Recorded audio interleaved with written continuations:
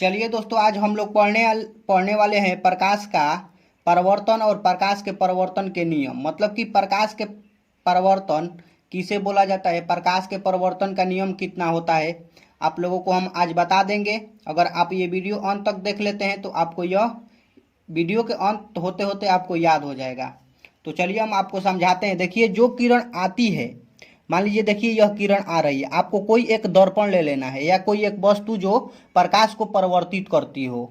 तो हम लोग एक दर्पण ले लेंगे जो पीछे से रंजित रहेगा। ऐसे चिन्ह का मतलब होता है कि पीछे से वह रंजित है। रंजित है मतलब कि कलई किया हुआ है, पेंट किया हुआ वह दर्पण है।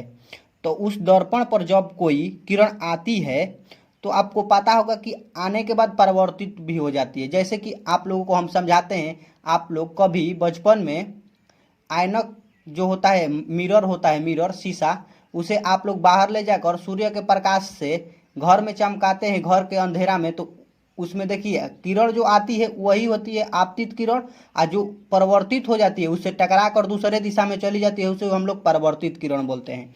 तो देखिए यही है, देखिए इस जो आ रहा है किरण, यह आपतित किरण है। यहाँ पर देखिए आपतन बिंदु पर आपतित किरण आती है, जहाँ पर पड़ती है वही आपतन बिंदु होता है और वहीं से परावर्तित हो जाती है, आपतने बिंदु से परावर्तित हो जाती है। और जो आपतित किरण और परावर्तित किरण के बीच में जो लंब खींचा जाता है उसे हम लोग अभिलंब बोलते हैं। इसका मतलब समझिए कि देखिए यह तो आ रही है किरण, और देखिए आपतन बिंदु से टकराकर, मतलब कि जिस बिंदु से टकराती है उसे आपतन बिंदु बोलते हैं, और परावर्तित हो जाती है तो उसे हम लोग परावर्तित किरण कहते हैं। और जो उसके बीच बिंदु पर अभिलंब रहता है, लंब रहता है, उसे हम लोग अभिलंब बोलते हैं। यह तीनों एक ही सतह में, एक ही समतल में होता है। तो आप लोगों को चलिए हम परिभाषा दिखाते हैं इसका, कि परिभाषा क्या होता है। आप लोग समझ गए होंगे कि जो किरण आती है उसे आपतित किरण कहते हैं, जो चली जाती है टकरा कर मिरर से उसे हम लोग परावर्तित किरण बोलते हैं। और देखिए आई बराबर आर होता है, जो अभिलंब और आपतित किरण के बीच जो कोण बनता है उसे हम लोग आपतन कोण कहते हैं, और जो परावर्तित किरण और अभिलंब के बीच में जो कोण बनता है उसे हम लोग परावर्तन कोण कहते हैं। आपतन कोण को आई से सूचित करते हैं और परावर्तन कोण को आर से सूचित किया जाता है। तो देखिए आपको हम परिभाषा दिखाते हैं और दोनों नियम दिखा देंगे, आप लोग याद कर लीजिएगा। मैट्रिक के एग्जाम में बहुत बार यह क्वेश्चन पूछता है कि आप परावर्तन के कितने नियम है, प्रकाश का परावर्तन क्या होता है।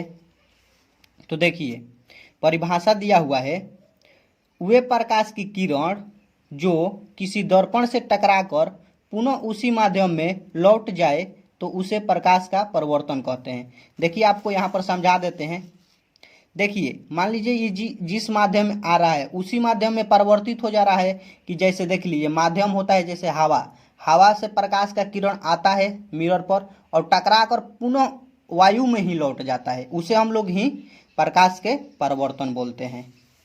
अब देखिए इसका दो नियम होता है, आप लोग नियम समझ लीजिए। पहला नियम देखिए दिया हुआ है कि आपतित किरण, परावर्तित किरण तथा आपतन बिंदु पर खींचे गए अभिलंब तीनों एक ही समतल में होते हैं। आपको हम बताएं कि देखिए यह तीनों एक ही समतल में होते हैं। आपतित किरण, परावर्तित किरण, आपतन बिंदु और अभिलंब तीनों ही एक ही समतल में हैं।